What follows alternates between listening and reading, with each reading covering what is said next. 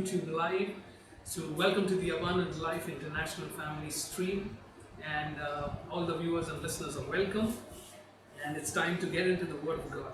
We have our extended family also joining today, and we just want to welcome each one of you. Let's dive into the Word of God and say a word of prayer as we get into it. Father, in the name of Jesus, we come into your presence. We want to thank you, Lord, that your presence is here with us. God, the Holy Spirit, you are here with us, O Lord. And we just want to thank you even as we get into your word, which is the truth. We pray, O Lord, open the eyes of our understanding that we may see. Open our ears that we may hear what the Spirit of the Lord is saying to this church this morning. We just want to thank you, Lord, that even as we learn from you, Yeshua, the good teacher, help us to implement whatever we learn this morning. Let your word fall on our hearts, which will be a good ground, O Lord, and we may bear fruit for you, a 30, a 60, a 100-fold. We just want to thank you that your presence is here with us. Be with all of those who are there online. Our families, be blessed. And as we dig deep, we know that you will reveal yourself to us through your word this morning, as you do every single time we get into your word. We give you praise and glory in Yeshua's mighty and most holy name. We make this prayer. Amen. Amen. Praise God. Hallelujah. So, as we get into the word this morning, last week we saw the book of Proverbs. The character was a woman and the characteristic was virtue. And we had Reverend Lorna give us a wonderful word on the book of Proverbs, on a woman, or what virtue is, and she could share from her experience with Sister Bella about how she was a blessed woman, and we saw much more on that. So that was last week, and today we will look at another wisdom book, that is Ecclesiastes, written by Solomon. The character, of course, is Solomon, and the characteristic is wisdom, what we will look at this morning. This book is written by King Solomon, as mentioned in Ecclesiastes chapter 1, verse 1.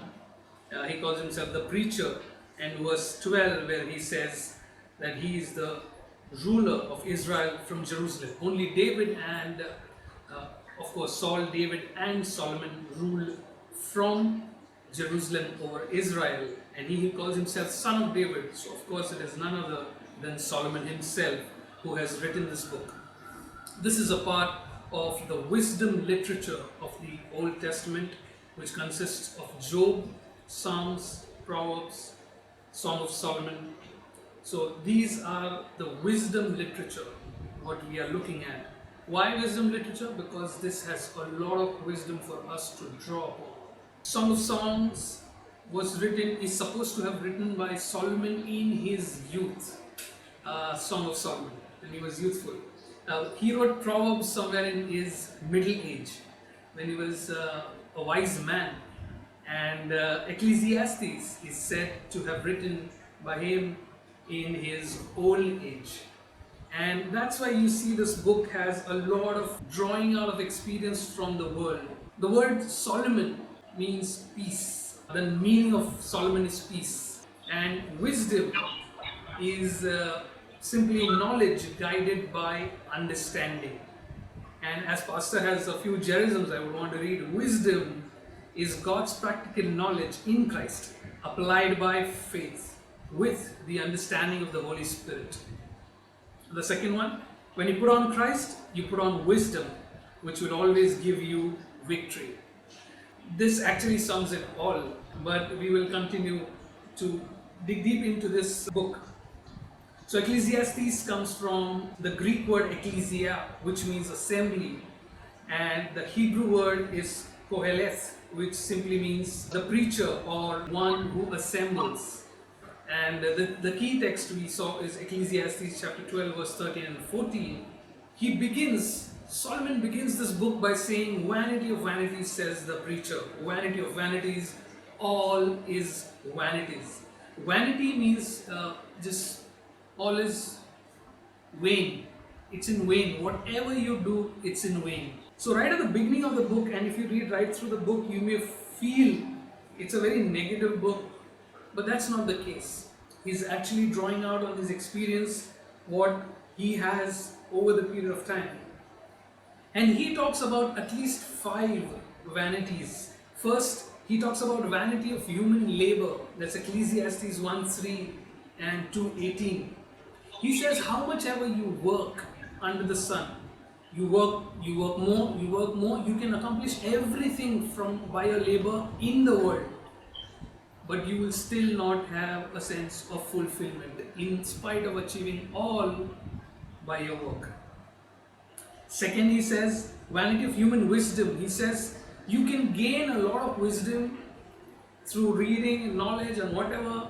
Human wisdom, you can have all the world's wisdom, yet you will feel some emptiness. You will not be fulfilled. Vanity in worldly pleasures. He says you can have all the pleasures of the world. You can enjoy them, but those pleasures are all momentary. Each one of us may have something which we may desire as a pleasure, probably good food to eat, a good life, phones, whatever now you may call this as a pleasure. Even if you get it all, every single day of your life, you will be tired of it. And you will still not feel satisfied, you will not feel fulfilled. The vanity of worldly achievements, Ecclesiastes 2:17. He says you can have all the achievements in the world. You can be a top guy in the world. You can achieve everything, yet you will not feel fulfilled. And finally he says vanity of worldly wealth, Ecclesiastes 6:1 and 2. He says if you get all the wealth of the world, still you will not feel completely satisfied. So here he talks about satisfaction, here he talks about no fulfillment. So basically this book talks about all human efforts to achieve fulfillment through all earthly means. He uses the word under the sun, which means the world, at least 29 times in this book. So the material world, whatever the world has to offer, will not satisfy you. It's not a pessimistic book, it's actually a book with hardcore truth. It's a book which relates, or a lot of everyone in the world can relate to this book at some point or the other. And that's the beauty of this book, and that's why it's called wisdom literature. Is he actually competent enough to draw this conclusion? Has he lived life enough to draw this conclusion saying worldly labor, worldly wisdom, pleasure, achievements, wealth, you gain it all and still you will not be fulfilled? Let's look at the life of Solomon. I'm sure we all have looked at his life earlier, but if we will quickly look at it. He was born as the son of Bathsheba, 2 Samuel 12:24. After Nathan the prophet confronted David and the son which was born out of sin of David died, then David comforted Bathsheba his wife and went into her and lay with her. So she bore a son. He called his name Solomon. Now the Lord loved him. The very fact that Solomon was chosen by God talks about restoration. If you see 2 Samuel 12:24, what we read, and if you see, while David was on his deathbed in his last days, another son of his wanted to take the throne, but God chose Solomon. And we have the clue here. Now the Lord loved him. The Lord loved Solomon even before his birth. Okay, the second point, name of Solomon is significant. It says, 1 Chronicles 22:9, behold, a son shall be born to you who shall be a man of rest. And I will give him rest from all his enemies all around. His name shall be Solomon, for I will give peace and quietness to Israel in his days. David had to fight. David's life was about battles. He was a strong man. He was a man of war. But Solomon was a man of peace. Solomon enjoyed peace. Solomon could talk about having everything, having the worldly pleasure, because not only he had the peace, Third, he was anointed over opposition. 1 Kings chapter 1 verse 5 to 48. Adonijah, the brother of Absalom, he had assumed leadership. Now we all know Absalom was a person who was kind of a judgment on David's family. He lay with David's concubines in the open. So what David did in secret was done in open to him. So Absalom was kind of a judgment on the or rather a response to the sin. He had to pay the price, so to say. David, the consequence of the sin of David was Absalom and whatever happened. Now Absalom's brother Adonijah had assumed kingship in this place. However, God chose Solomon. So right from here itself we see the victory of grace over judgment. Solomon was grace. Absalom's brother Adonijah was a form of judgment. So right from there, reflectively if we see, it was victory of grace over judgment. Solomon received instructions from David in 1 Kings chapter 2 verse 1 to 10. David just told him, gave him elaborate instructions about how he has to live his life. He was purged of all corrupt leaders. 1 Kings 2 11 to 46. All the corrupt leaders over there, Solomon got rid of them right at the beginning. 1 Kings 3 1 to 15, he prayed for wisdom. And what did God do? He granted him the wisdom. So Solomon was the wisest man of all that ever lived. Exhibited wise judgment. 1 Kings 3 16 to 28. We have a case where two women claim the motherhood of one single child, and he gives a lovely judgment. A wonderful wise judgment was passed. That was one of the examples. He had many wise judgments. He organized his kingdom in 1 Kings chapter 4 1 to 28. His fame went worldwide as for 1 Kings 4 29 to 34. So you read 1 Kings 1 to 11, you will read all about the life of Solomon. The 10th point, he built the temple. Now therefore, 1 Kings 5 6 says, now therefore command that they cut down cedars from Lebanon, and my servants will be with your servants, and I will pay your wages for your servants according to whatever you say. For you know there is none among us who has skill to cut timber like Sidonians. God used Solomon to build the temple. It was in David's heart to build the temple. But God said, there is blood on your hands, you are a man of war. My temple shall be built by a man of peace. Reflection of Yeshua, a man of peace who built the living temple of the Holy Spirit. That is each one of us. He says, destroy this temple and I shall build it in 3 days. They thought he was talking about the physical temple, but he was talking about himself.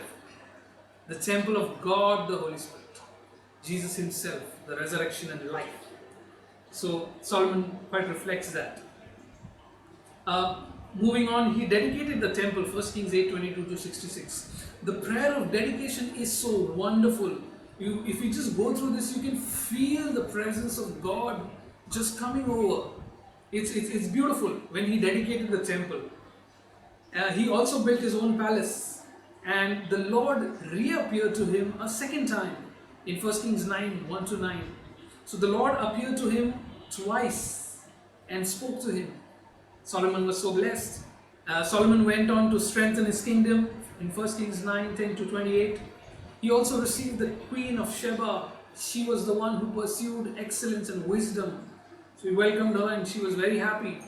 He encouraged commerce, so he was a wealthy, wise king. He encouraged commerce. He was an industrious man, industrious king.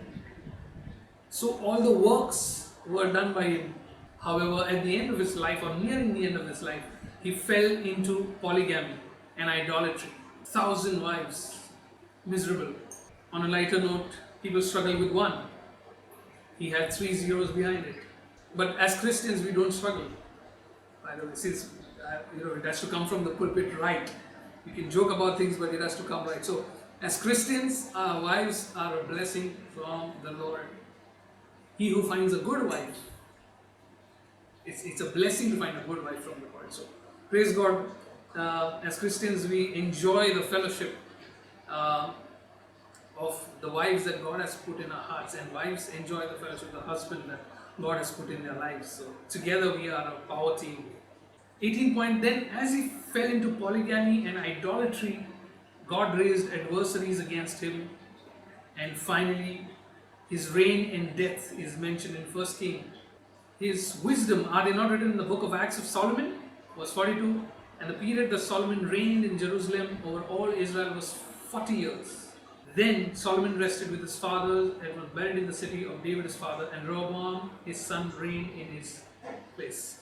So, after Solomon, in fact, the sin of Solomon, of polygamy and idolatry, left him, or left God. God was very unpleased. God was very unhappy with Solomon. Solomon, who started with promise, who started with peace, he asked for the wisdom from heaven above. The wisest man, the wealthiest man, the man who achieved it all, the man who had it all, falls into this trap. It's like Eve in the Garden of Eden, where everything was perfect. Still she fell in the trap of Satan. So it's not the things around you that are to be blamed if you fall in sin. It's things inside of you. Being too blessed. I think Solomon took it for granted. We will see the positive features of Solomon. He chose an understanding heart. 1 Kings 3, 5-9. He exhibited sound judgment. He was excellent in wisdom. He was a great writer. He wrote the book of Proverbs, and more than thousands of Proverbs he's written. He was writer of Psalms. Two of the Psalms which he wrote, Psalm 72 and Psalm 127. Psalm 72 is a messianic psalm. He writes about the kingdom of Yeshua. So God used him mightily. God blessed him mightily. Yet at the end of his life, he fell into this trap. Psalm 127, he writes about children are a heritage from the Lord. Unless the Lord build the house, he who labors in vain. Wisdom, wise man. What happened that he actually fell in this? I believe that when he had all the wisdom, when he had all the blessings, all the wealth, his heart puffed up and he wanted more. He started seeking pleasures in the blessings and not the blesser. When the Lord blesses you, enjoy His blessings, but don't get entangled into them. Otherwise, you will start chasing the blessings rather than the blesser, and that's where the downfall will come. That's where see Solomon, as we see, mostly he's written this book at the end of his life, so he was actually away from God, probably with 1,000 wives already. He had seen it all. And that's why he's writing out of his own wisdom, out of all that he's experienced. He's saying, it's useless. It's useless. You do whatever. Any pursuit on earth is useless. So, however, he was a wise man. So, wisdom is what we will look at. What is the value of wisdom? Wisdom gives happiness. Proverbs 3:13. Happy is the man who finds wisdom and a man who gains understanding. So wisdom will give you happiness. The benefits of wisdom are many, as per Proverbs 4, 5-10. Wisdom will keep you from evil. Proverbs 5, 1-6. Wisdom is better than rubies. Proverbs 8, 11. And Proverbs 16, 16 says, the value of wisdom is far more than gold. Wisdom should be acquired. Proverbs 23, 23. Buy the truth and do not sell it. 7. Wisdom gives life. Ecclesiastes 7:12 says wisdom gives life.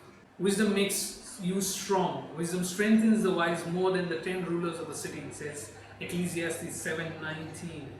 Wisdom is better than weapons. Wisdom is better than weapons of war, but one sinner destroys much good. Ecclesiastes 9:18. Wisdom ensures stability.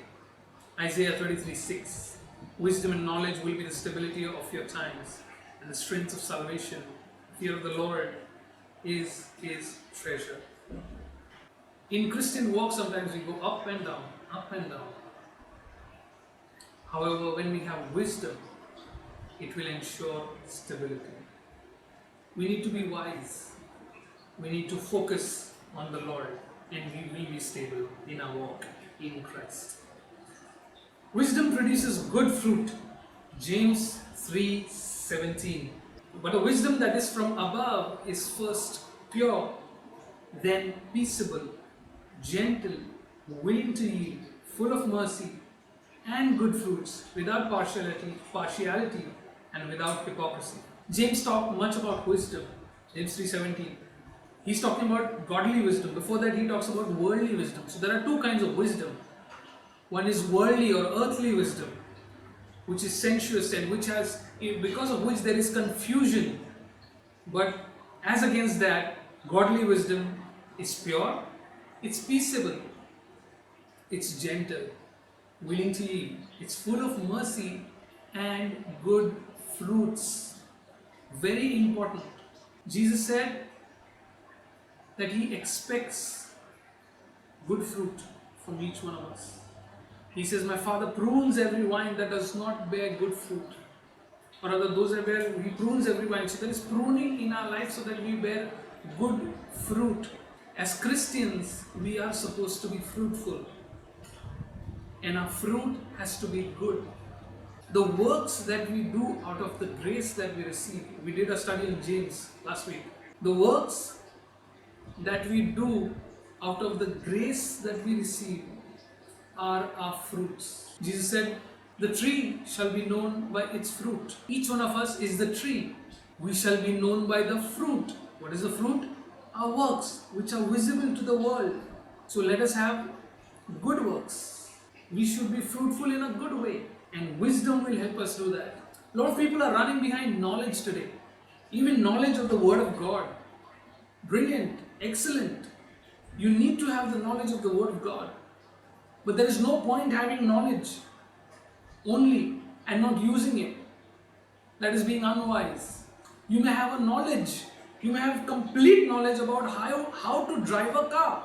Complete knowledge. Gear shift, steering, accelerator, brake, everything. Complete knowledge. You're full of it. But will that knowledge take you from this place to another place? No. For that you will need the wisdom to go sit in the car and actually apply that knowledge. That is wisdom. Right at the beginning, wisdom is putting in practice the knowledge that we have. So all this knowledge of the Word of God needs to be put in practice. Faith without works is dead, James says. So we need to put our faith to work. Hallelujah. So wisdom produces good fruit. Where do we get godly wisdom from? The sources are the Spirit of God, Exodus 31:3. The Spirit of God gives us wisdom. Secondly, the Lord Himself, Exodus 36:1 and 2. The Lord Himself gives us wisdom. So God the Father, God the Son, and God the Holy Spirit are the only source of heavenly wisdom. Along with that, so how do they give that? Through His law. Deuteronomy chapter 4 verse 6. His law gives us wisdom. His law tells us how to apply the knowledge. And Proverbs 10:31 says, the mouth of the righteous bring forth wisdom. However, finally, the source of wisdom, or how do we put that knowledge into action, is by the final source, fear of the Lord. Proverbs 9:10. The fear of the Lord is the beginning of wisdom, and the knowledge of the Holy One is understanding. Beloved, we need to have the fear of the Lord. The world today, especially Christians, need the fear of the Lord. When you do not have the fear of the Lord, you may have the blessings of the Lord, you may have the anointing of God, but still you will walk the same path of Solomon. You will walk the same path that Solomon did, because you do not have the fear of God. Fear of God is the beginning of wisdom. So we need to have fear of the Lord as Christians. Grace has set us free to live by the fear of the Lord. In conclusion, when we look at this book, I would want to conclude by reading Ecclesiastes 3:11. He has made everything beautiful in its time. Also, He has put eternity in their hearts. Except that no one can find out the work that God does from beginning to end. That is why Solomon was not fulfilled. He's saying why the heart is not fulfilled with all the worldly pursuits? Because God has placed eternity in our hearts. In our heart, there is eternity. But our whole being on earth is running behind the temporal. So you feel there is a God-shaped vacuum in every human heart. You fill it with all the worldly things that are temporal, it will not be filled. Eternity in the heart can only be filled by the eternal one. So the conclusion of Solomon's book is very clear. He's saying you will not find fulfillment in anything that you do in the world because all that you can do is temporal. And God has placed eternity in your heart. So your heart will never find satisfaction. Don't run behind worldly knowledge. Don't run behind worldly treasures. Some of us busy with our works. Work and work and work and work. Prabhupada says, do not overwork to be rich. For your own, by your own understanding, cease. Beloved, all the pursuits of the world will not fill what is eternal. God only can do. God only can fill that vacuum. And that is what Solomon concludes with. Ecclesiastes chapter 12, verse 13 and 14, the key verses today, which we read this morning. Let us hear the conclusion of the whole matter. Fear God and keep His commandments. Solomon concluded this at the end of his life. So if anyone felt that Solomon has lost it, and probably we are not sure if he's in heaven or no, we don't know if he repented or no, here is it. The last words of this book, he's actually repented and he is encouraging you to do so. You as in everyone who doesn't follow Christ. And those who follow Christ, if we are just following Him for the namesake and busy with our own things in the world, then it is time that we put God first. I'm not saying leave your work, leave everything else. No. God has called you to prosper at the workplace, at your studies, and whatever you do. However, we have to put God first. Do not forsake the assembling of saints. Now we have no excuse. There is a lockdown, people are sitting at home. Still people are not able to make it for an online service. Beloved, we need to check where our commitment is. People are sitting at homes in the lockdown and not able to do their own prayers and readings every day. What is the excuse? No, we are tired. We are tired of attending meetings and seeing everything online, offline, this line, that line. Forget it. It's all excuse. It simply means your heart is not right with God. Use this time. Use this time.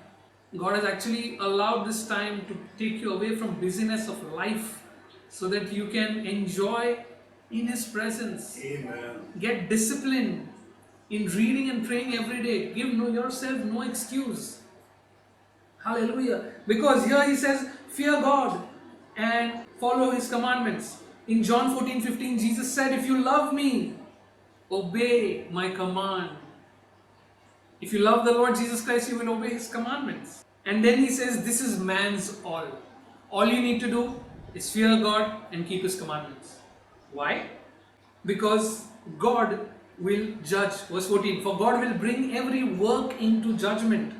1 Corinthians 3:13-15, all our works will be judged. Romans 2:6, 10 and 11 says that same thing. Revelations 2:23, the secrets of the mind and heart will be judged. And Matthew 12:36-37 says our words will be judged. So our works will be judged, our words will be judged. Not to condemn us, but for eternal rewards, because we are in Christ Jesus. So all those who are in Christ Jesus, who have accepted the Lord Jesus Christ as their Lord and Savior, have the Bema seat of judgment to go to, where you will be judged and you will receive your rewards. However, those who have not accepted the Lord Jesus Christ will face Him at the white throne judgment.